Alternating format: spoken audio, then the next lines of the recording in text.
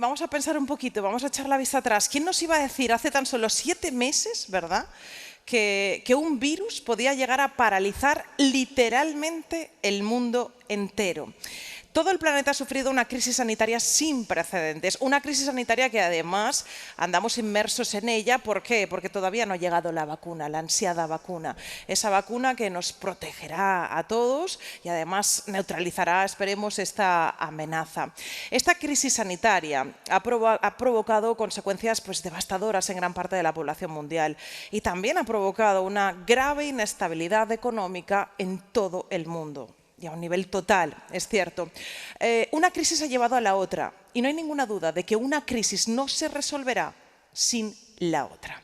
En un congreso como este no podía faltar, por supuesto, una visión científico-médica de la situación actual, del hoy, pero también queremos analizar las perspectivas del futuro. Así que vamos a invitar a que nos acompañen en este escenario. Aquí los tenemos, nuestro don Antonio Garrigues, presidente del Senado de la Fundación CEDER. Señor Garrigues, bienvenido. Y doña Núria Oliver, Chief Data Science and Data Pop Alliance y comisionada de la presidencia de la Generalitat Valenciana para la estrategia IA y la ciencia de datos contra el COVID-19. Muchísimas gracias a los dos, ellos ya están con nosotros, van a permanecer y vamos a escuchar, por supuesto, su interesante conversación.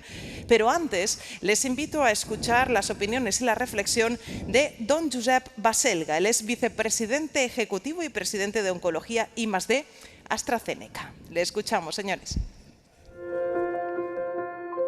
Muy buenas tardes. Me gustaría agradecer al comité organizador de este 19º Congreso de la CEDE la amable invitación de poder compartir con todos ustedes la situación actual y las perspectivas de futuro en la lucha contra la enfermedad COVID.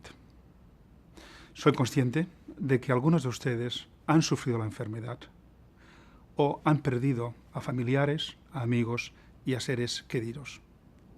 Todos compartimos vuestro dolor y lo vivimos como propio. Porque por encima de todo, esta pandemia es una tragedia humana. Y hoy me gustaría transmitir 2 mensajes. El primero, que saldremos de esta situación. Tardaremos un tiempo. Esto no se va a solucionar en unas semanas ni incluso en meses.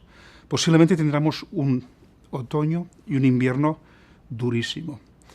Pero a principios del año que viene van a empezar a llegar las vacunas, van a empezar a llegar los anticuerpos y esto estoy esperanzado y convencido que va a cambiar de un modo radical la enfermedad. El segundo mensaje que quiero darles es que ante esta tragedia que estamos viviendo, la comunidad científica ha reaccionado de un modo sin precedentes para lograr contener y erradicar la enfermedad. Estamos hablando de investigadores en centros académicos y en compañías farmacéuticas que han pulverizado cualquier récord en el desarrollo de medicamentos y de vacunas. Lo que me gustaría hoy es poder contar su historia. Me gustaría repasar en los próximos minutos la epidemiología de la enfermedad, revisar brevemente los síntomas de la misma, hablar un poco de las pruebas de diagnóstico y luego focalizarme en la prevención y el tratamiento de la enfermedad, en los avances que están ocurriendo y finalmente hablar un poco de cómo COVID-19 va a ayudarnos a transformar el tratamiento de muchas enfermedades, cómo COVID-19 nos va a proporcionar muchas lecciones que van a transformar, como he dicho, el campo de la medicina. El COVID es una gran pandemia. En este momento tenemos a nivel global más de 37 millones de personas infectadas y el número que realmente da pausa es que tenemos más de 1 millón de muertes. Y por desgracia no hemos acabado porque los números de pacientes infectados siguen subiendo y hay un motivo real de preocupación de lo que está ocurriendo en algunos países de Europa, como es el caso de España. Aquí pueden ver en esta gráfica cómo los números de España siguen subiendo y como solo en los últimos 7 días hemos tenido casi 80.000 nuevos casos. Las buenas noticias es que, aunque aumentan los casos, la mortalidad está bajando. La mortalidad está bajando de un modo muy, muy evidente. Y los motivos son múltiples, posiblemente. Hay pacientes que son más jóvenes, el nivel de contaminación de carga vírica posiblemente es menor. Y también muy importante, yo creo que los médicos han aprendido lecciones importantes en el tratamiento de pacientes con COVID. Hoy en día, pacientes que entran en un hospital en situación de fallo respiratorio, más del 90% salen del hospital vivos. ¿Qué es el COVID? Ustedes lo sabrán bien, pero vamos a revisarlo muy brevemente. El COVID es un coronavirus. Se llama coronavirus porque en la superficie del virus se proyectan unas espículas que pueden ver en esta visión de microscopio electrónico, y la combinación de las espículas da este aspecto de corona. Estas coronas es la parte del virus que el virus utiliza para atacar a las células de nuestro organismo y para inyectar el material genético que lleva a la reproducción viral y eventualmente a la ruptura de la célula huésped. Los síntomas del COVID son muy variados y afectan a muchas partes del organismo, y cada día tenemos más conocimiento. Afecta al pulmón, a los ojos, afecta al corazón, al hígado, a los riñones, a los intestinos. Pero el sitio más importante, el sitio donde realmente hay que vigilar, es en los pulmones. Los pacientes de COVID se mueren por una inflamación pulmonar que lleva a la muerte. En este pequeño rectángulo, lo que ustedes ven es la unidad básica del pulmón, son los alveolos. En el alveolo es donde hay el intercambio de oxígeno que pasa del pulmón a la sangre. Pues bien, en el COVID se produce una respuesta inmunológica exagerada contra el virus que lleva a la acumulación de macrófagos, de células inflamatorias que producen citoquinas, que producen inflamación, y se crea, por tanto, una situación de inflamación tal que la transmisión de oxígeno a la sangre se ve dificultada y en algunos casos imposibilitada. Y esto es lo que ven en las imágenes de las radiografías, en que vemos unas imágenes difusas que reflejan la ocupación del pulmón en su totalidad por un magma inflamatorio que puede llevar a la muerte. La enfermedad del COVID tiene un curso natural. Tenemos una fase inicial que está dominada por la replicación del virus. Y los síntomas que tenemos son los clásicos de cualquier enfermedad viral que ustedes son familiares. Un poco de dolor de garganta, dolor de cabeza, un poco de fiebre. Esto es debido a que el virus se está reproduciendo. En una segunda fase, este virus va a iniciar una respuesta por parte del cuerpo inflamatoria y ya tenemos los síntomas de gravedad. Es cuando tenemos síntomas iniciales de la pulmonía, cuando tenemos síntomas de falta de oxígeno. Y si este cuadro clínico avanza, llega un momento que es la fase que llamamos hiperinflamatoria. Esta fase está caracterizada porque el paciente realmente entra en una situación de shock, en una situación de que los pulmones ya no pueden ventilar al organismo y desgraciadamente, esto puede llevar a la muerte.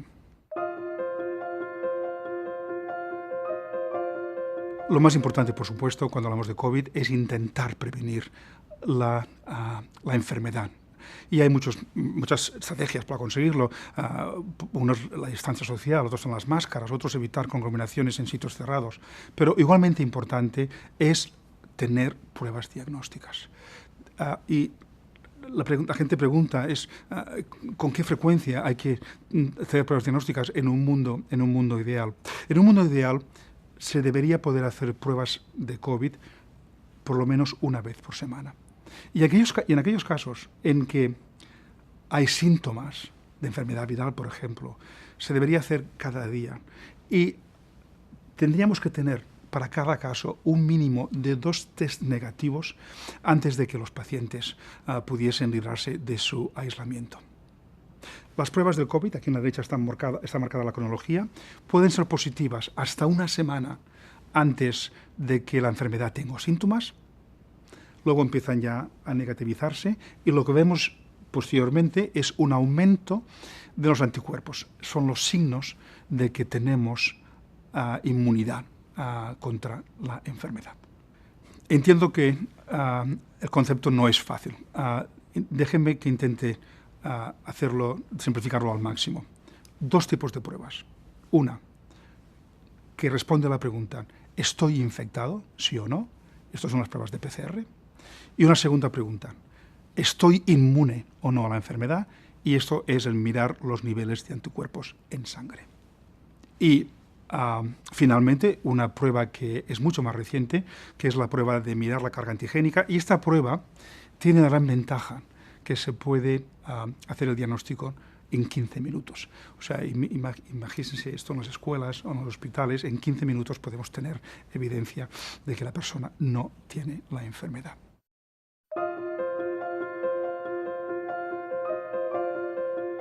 Me gustaría ahora centrarme en quizá la parte más importante de mi presentación, que se refiere a cómo podemos prevenir y cómo podemos tratar a los pacientes con COVID.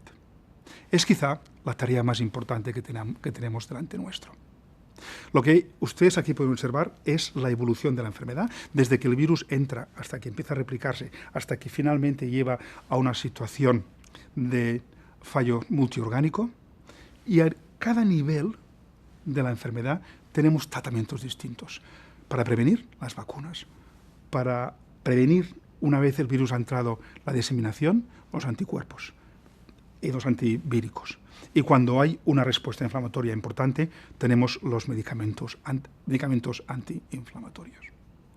Y lo que está ocurriendo, como he dicho, es realmente extraordinario. Tenemos en este momento cientos de tratamientos que están siendo desarrollados y tenemos cientos de vacunas que están también siendo desarrolladas en muy pocos meses. Vamos a revisar brevemente las vacunas y los anticuerpos. Tenemos en este momento un número importante tanto de vacunas como de anticuerpos ya en fase de desarrollo clínico, y me gustaría entrar en un poco de detalle sobre cada una de estas modalidades. Empecemos por las vacunas. Tenemos en este momento 170 vacunas en desarrollo. 10 de ellas ya están en la fase final, que es la fase 3. En comparación con controles históricos, hemos pulverizado cualquier tipo de récord. El tiempo normal de desarrollo de una vacuna son 10 años. Menos de 9 meses desde el inicio de la pandemia tenemos en este momento 10 vacunas en fase 3. Y no solamente tenemos 10 vacunas en fase 3, sino que las tenemos con distintas tecnologías. Estas tecnologías permiten aumentar la posibilidad de que alguna de ellas sea positiva. O sea, no estamos apostando a una plataforma, sino al contrario, estamos apostando a múltiples plataformas que, por tanto, nos diversifican el riesgo. La vacuna de la que hablaremos es la vacuna de AstraZeneca, que estamos desarrollando en colaboración con la Universidad de Oxford. Vamos a revisar brevemente nuestra vacuna, la vacuna que estamos desarrollando con la Universidad de Oxford. La tecnología es muy sencilla y es una tecnología que está demostrada. Lo que hacemos es que utilizamos un virus de simio, un adenovirus de simio, y le inyectamos dentro de este adenovirus la carga genética que es responsable de la síntesis de las espículas del virus, que, como hemos visto, es la parte más agresiva del virus. Este virus modificado, que no es infeccioso, entra en el cuerpo y, una vez dentro, las proteínas del virus se multiplican y permiten que el sistema inmunológico las detecte y, por tanto, genere una reacción contra ellas. Nosotros ya estamos en fase 3, pero lo que sí hemos visto ya es que en los fase 1 y 2 esta vacuna tiene la capacidad de inducir una respuesta inmunológica que es tanto o más potente que las respuestas inmunológicas que vemos en los pacientes que han sufrido la enfermedad. Y no solamente esto, sino que cuando damos una segunda dosis, que es el gráfico de la derecha, los niveles de anticuerpos aumentan todavía más. Si fuésemos capaces de mantener este nivel, de conseguir este nivel de anticuerpos en la población, estos pacientes no tendrían enfermedad. Y no solamente inducimos una respuesta de anticuerpos, pero también inducimos una respuesta de linfocitos T, que son absolutamente imprescindibles para luchar contra las enfermedades víricas. Aquí pueden ver, y no entraré en detalles, cómo vamos aumentando los niveles de respuesta de células T a medida que vamos administrando la vacuna. Y otro gran motivo de satisfacción es que, de un modo también sin precedentes, gracias a gobiernos, gracias a fundaciones, gracias a individuos que han apoyado esta iniciativa, estamos en capacidad de tener 3 billones de dosis cuando tengamos el resultado de las vacunas, y nosotros hemos anunciado que vamos a distribuir nuestra vacuna sin ánimo de lucro. Los estudios, como pueden imaginarse, son globales. Tenemos estudios en Estados Unidos, en Sudamérica, en el Reino Unido, en Sudáfrica, en Rusia y en India. Hablemos de anticuerpos brevemente. Estos anticuerpos tienen un gran potencial porque tienen la capacidad de neutralizar el virus una vez ya entrado dentro del organismo. Estudios iniciales han demostrado que los anticuerpos tienen la capacidad de reducir la carga viral, de disminuir los síntomas, de prevenir gente de ser hospitalizada y de prevenir también visitas a las urgencias hospitalarias. Estos anticuerpos están en fase 3 en este momento y, otra vez, como con las vacunas, tenemos una multitud de anticuerpos. Yo creo que es muy posible que los anticuerpos sean altamente eficaces, y si a mí me preguntan mi opinión, yo creo que estos anticuerpos posiblemente son los que van a cambiar la evolución de la enfermedad, porque no dependen del estado inmunológico del paciente. Todo el mundo se va a beneficiar de estos anticuerpos si los necesitan. Nuestro anticuerpo es una obra de ingeniería molecular extraordinaria, porque lo que hemos hecho es que hemos juntado 2 anticuerpos en uno para aumentar su eficacia, y lo que, como ha sido desarrollado, es absolutamente extraordinario, porque en menos de 4 meses hemos cribado más de 1.500 anticuerpos producidos por pacientes, hemos podido identificar los que eran más eficaces, y los 2 mejores anticuerpos los hemos juntado en un solo anticuerpo, que por consiguiente aumenta tremendamente la eficacia. ¿Y cómo sabemos si estos anticuerpos funcionan? Bueno, tenemos modelos experimentales que son realmente muy informativos. Aquí lo que estamos viendo es en un modelo animal. Vemos la carga viral que tienen animales sin anticuerpo, y como pueden ver en el eje, realmente es una carga viral importante. Los animales tratados no podemos detectar ningún tipo de carga viral, y no solamente no vemos carga viral, sino que no vemos ninguna respuesta inmunológica que es la propia del virus. O sea, no hay virus y no hay neumonía. Y ya en modelos más sofisticados hemos mirado carga viral en el pulmón, en los alveolos, y carga viral en las secreciones nasales. Y lo que estamos viendo son las gráficas inferiores, en que no somos capaces de detectar virus en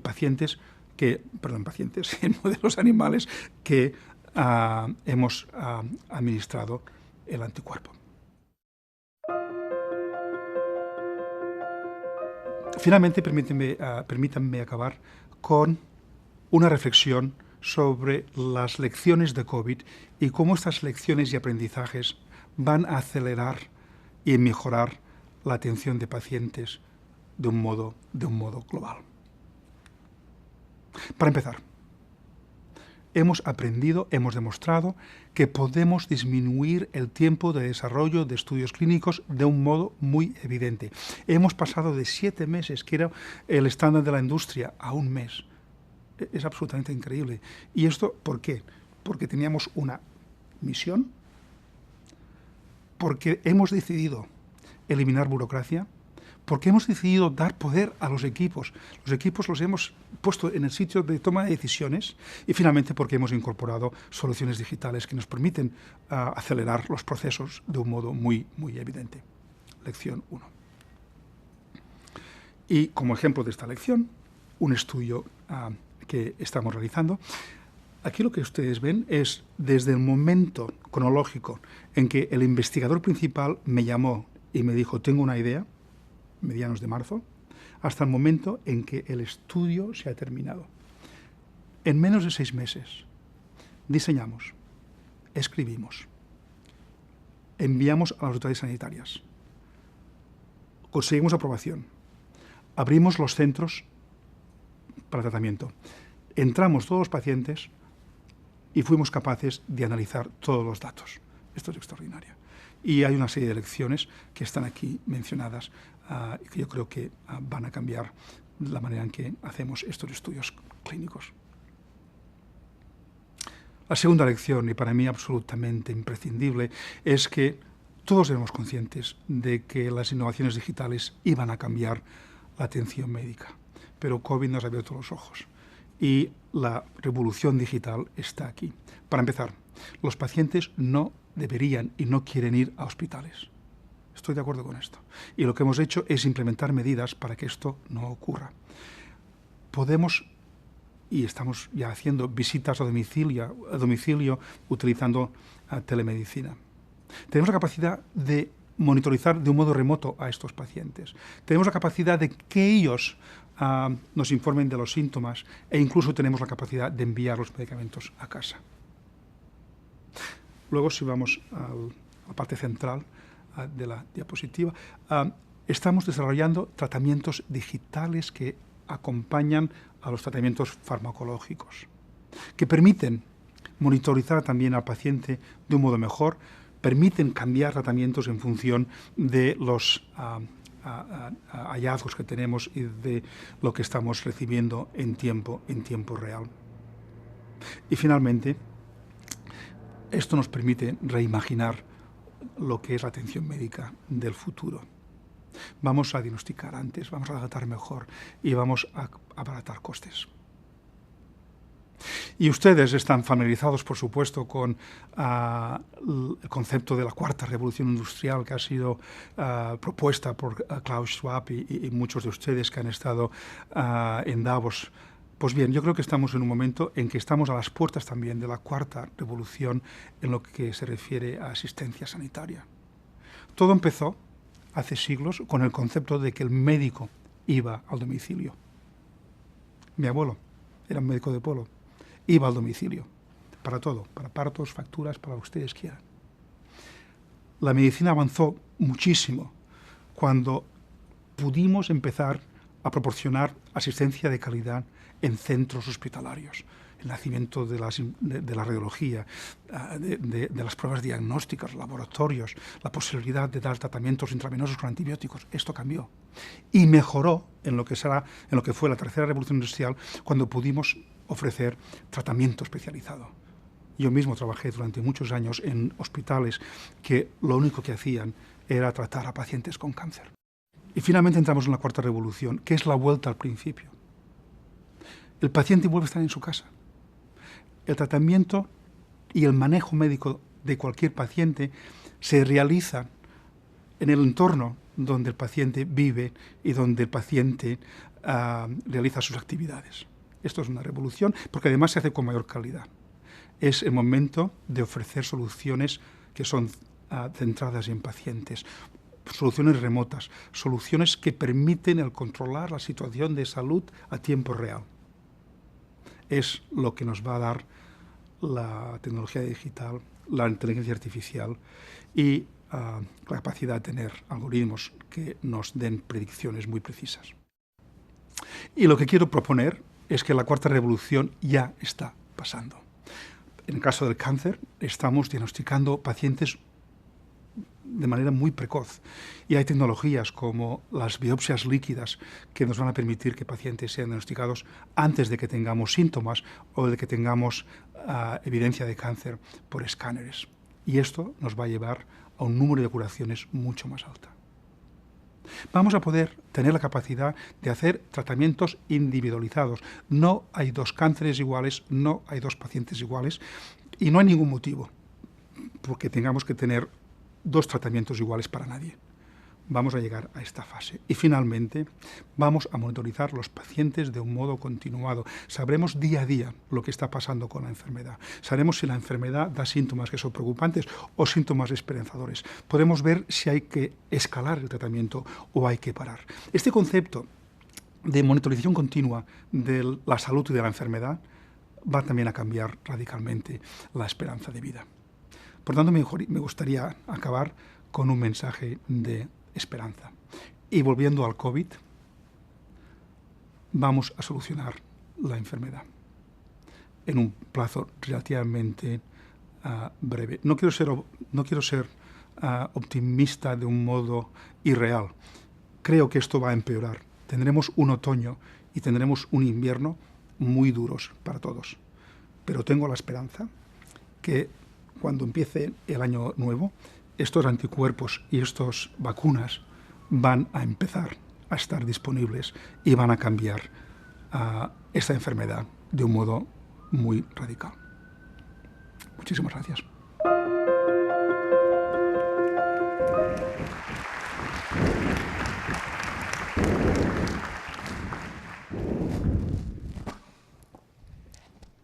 ¿Qué hacemos ahora? Hablar. Ya sin más, sin introducción ni nada. A mí me encanta cuando se dice, esta persona no necesita presentación. Me parece una cosa muy importante. Yo he pasado el COVID, pero fueron 3 días malos nada más y dulces, ¿no? Y ya no puedo contagiar y no puedo ser contagiado.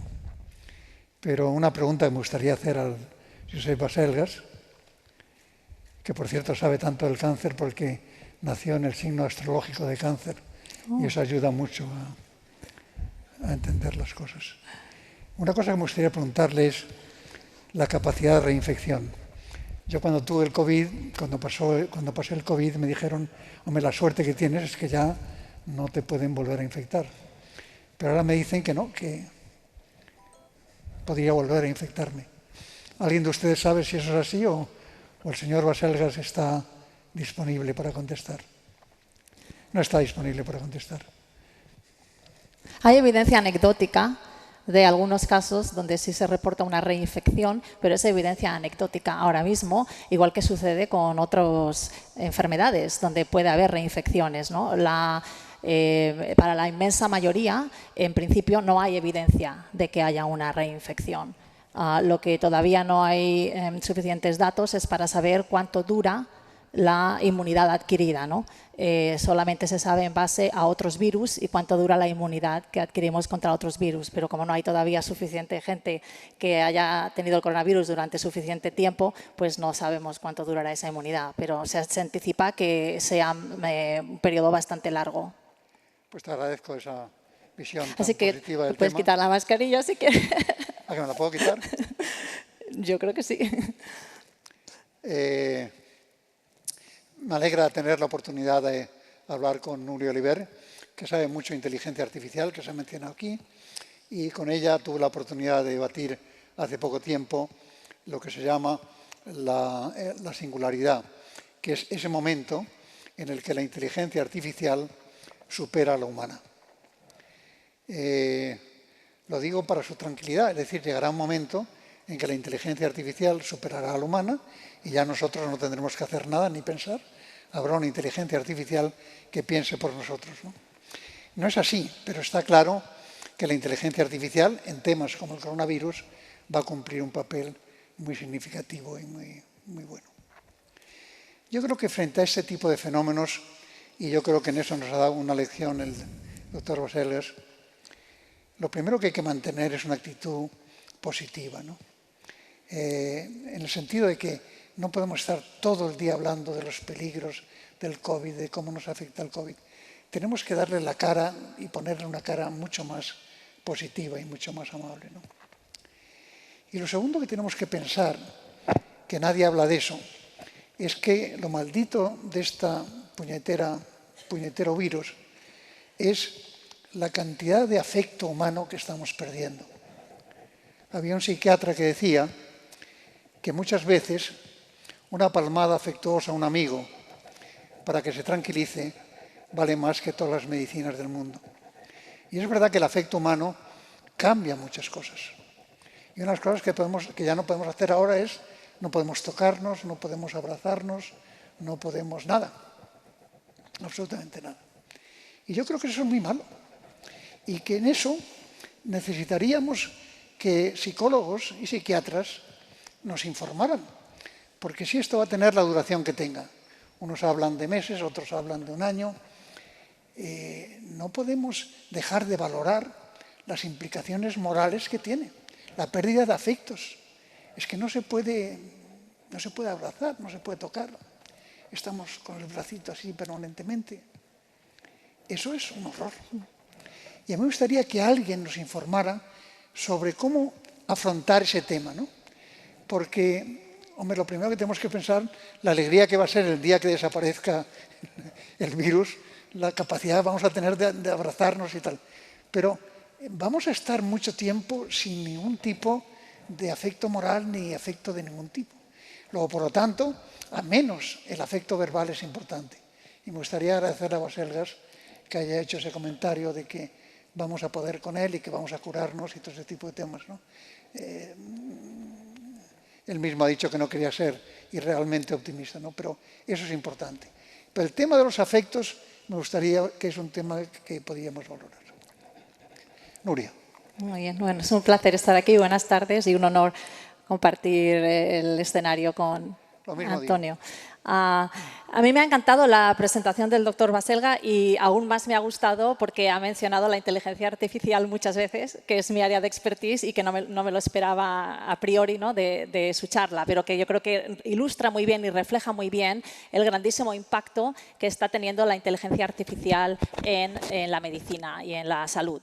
De la presentación yo destacaría dos elementos, el qué y el cómo. Dentro del qué, creo que ha sido una charla magistral sobre el coronavirus, sobre los diferentes tratamientos, sobre los tests, ¿no? Etcétera. Y es muy inspirador el hecho de que hace un año nadie había oído hablar del COVID-19. Hace un año nadie estaba investigando el COVID-19 y hace un año pues no había ni ningún tratamiento ni ningún tipo de plan, ¿no? para hacerlo. Y un año más tarde, menos de un año más tarde, 7 meses más tarde, tenemos un conocimiento increíble, ¿no? Yo creo que eso es muy inspirador. Y luego el cómo me ha parecido también muy bonito desde diferentes perspectivas que creo que resuenan con algunos de los temas que se han hablado hoy. En primer lugar, la colaboración tan estrecha entre las empresas y el sector privado y la academia y el sector público. La mayoría de los avances en el desarrollo de vacunas o de tratamientos son colaboraciones público-privadas. Pero además hay una P adicional, ¿no? Sería PPP, que sería People, Private and Public, porque ninguno de estos avances puede tener lugar sin la colaboración altruista y voluntaria de las muchísimas personas que se ofrecen como conejillos de indias para que se prueben esos tratamientos y estas vacunas, ¿no? Y luego también ha sido muy interesante, más allá de los avances científicos, como el reto de la distribución de los tratamientos y las vacunas, pues de nuevo hay una grandísima cooperación internacional con instituciones de diferente naturaleza, ¿no? que es absolutamente necesaria, pero que creo que también es muy inspirador verlo. Y finalmente, yo creo que la última parte o la parte más duradera probablemente de su presentación es algo en lo que yo sí que bueno, he pensado y he dado muchas charlas, y es la profunda transformación de la medicina por el desarrollo tecnológico y en particular por el desarrollo de la inteligencia artificial. ¿Por qué? Pues porque al final lo que estamos haciendo es digitalizar la biología. Al final, bien sea nuestro comportamiento, utilizando wearables, utilizando sensores, utilizando incluso dispositivos que vamos a llevar embebidos en nuestro cuerpo, pues estamos captando de manera digital muchos aspectos de nuestro estilo de vida y nuestro comportamiento, que es uno de los grandes pilares que definen nuestro estado de salud. En segundo lugar, tenemos el fenotipo. Todas las pruebas diagnósticas que nos hacen hoy en día son digitales. De nuevo, son ceros y unos en ordenadores, ¿no? Y en tercer lugar, el tercer pilar es la parte de nuestra genética, ¿no? Donde de nuevo tenemos la capacidad de secuenciar el ADN y de analizarlo utilizando técnicas de inteligencia artificial. Entonces, tanto el comportamiento y el estilo de vida y el entorno como nuestro fenotipo, nuestras pruebas médicas, nuestro historial médico, como nuestra genética, al final es todo digital. Y solamente lo podemos analizar, lo podemos interpretar, lo podemos entender, podemos hacer predicciones utilizando técnicas de inteligencia artificial que están en el corazón de conseguir esta visión de lo que se conoce como las 3 Ps en la medicina, una medicina que sea preventiva, que sea predictiva y que sea personalizada, ¿no? Que es mucho de lo que ha hablado el doctor Baselga. Y una cosa que he echado de menos, y enlazo con lo que has dicho, Antonio, es el factor humano. Él se ha enfocado mucho en el factor tecnológico, la digitalización de la medicina, la telemedicina, ¿no? Pero he echado mucho de menos el factor humano, porque cualquier médico de primaria con el que hables, en realidad, gran parte de su labor es una labor de contacto humano, es una labor de escuchar al paciente, es una labor de empatizar con el paciente, ¿no? Y ese elemento humano es el que ahora mismo no tenemos la capacidad de replicar, por ejemplo, con la telemedicina, ¿no? O es mucho más difícil, o es lo que estamos viviendo todos colectivamente con este distanciamiento físico que tenemos que tener, ¿no? Y es fundamental porque el ser humano es una especie social y necesitamos ese contacto humano para nuestro bienestar, tanto mental como físico. Y creo que es un factor que no se puede obviar y que no se puede ignorar o quizás dejarnos llevar por un entusiasmo tecnocéntrico y olvidarnos de que al final somos humanos y necesitamos ese contacto. Pues ya hemos explicado todo lo que teníamos que explicar y hemos confundido a ustedes, como ya es nuestra obligación. Y ahora pues lo que no sé es qué añadir, porque al final lo que tenemos que pensar es que esto va a tener inevitablemente efectos económicos sobre la vida empresarial, va a tener efectos sobre la vida cultural, sobre la vida social, sobre la convivencia, en todos los sentidos, ¿no? Y que por lo tanto tenemos que estar preparados mentalmente para afrontar ese tema, yo diría que de una manera menos técnica, de una manera menos fría de lo que estamos haciendo, ¿no? A mí me alegra que CEDE, dirigida por Isidro Fainé, organiza un congreso en el que inevitablemente no íbamos a hablar especialmente del tema del coronavirus. Lo habíamos pensado pues, en el sentido de la transformación de la empresa, pero es inevitable que hablemos de este tema como un tema decisivo, ¿no? Yo estoy seguro que el próximo congreso de CEDE hablaremos por fin de qué es lo que tenemos que hacer en este país y qué es lo que tiene que hacer el mundo empresarial, ¿no? Y yo creo que el mundo empresarial lo que tiene que hacer es darse cuenta de que también tiene una responsabilidad social en este tema, como ha dicho muy bien antes en el debate entre Oriol Zarri y Joan Roig. ¿Y? Roig. Y Roig. A mí la memoria falla. Pues que como han dicho ellos, pues que en efecto lo que hay que preocuparse es de los empleados, de los trabajadores, de tal.